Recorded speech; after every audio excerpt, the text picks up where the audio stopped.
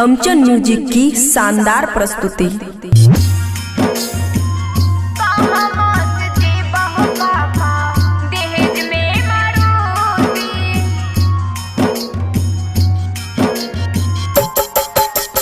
Music director Nitish राज।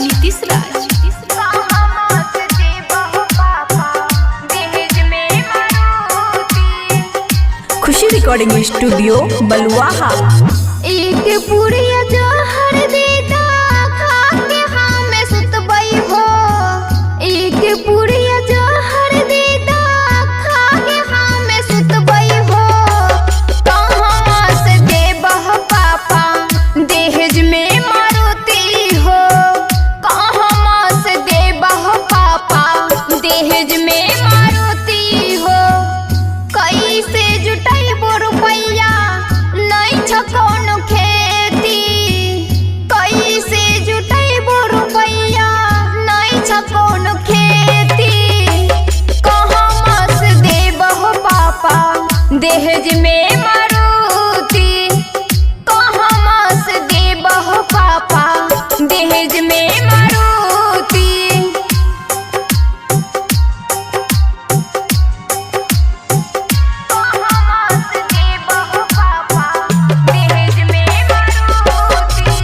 Music director Nitish राज।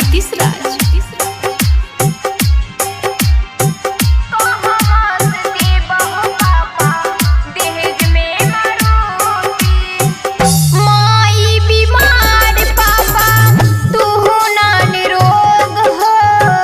भेगेल बेटी तोहर शादी के जोग हो।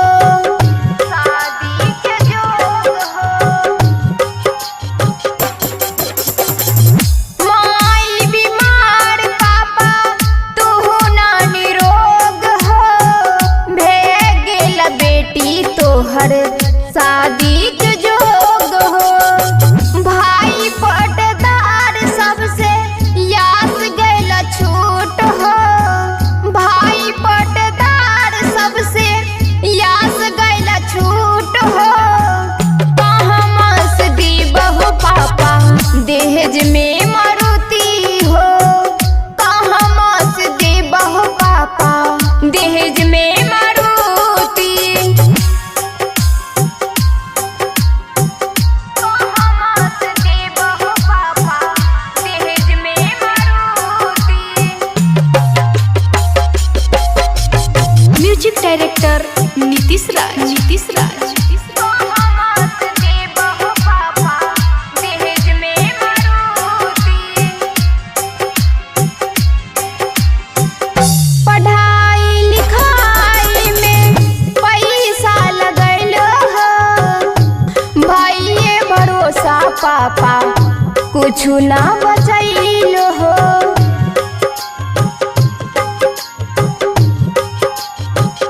पढ़ाई लिखाई में पैसा लगैल हो।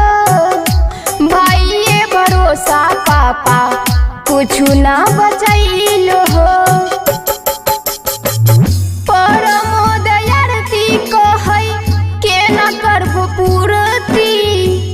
आमर आरती कहै के न करबो पूर्ति।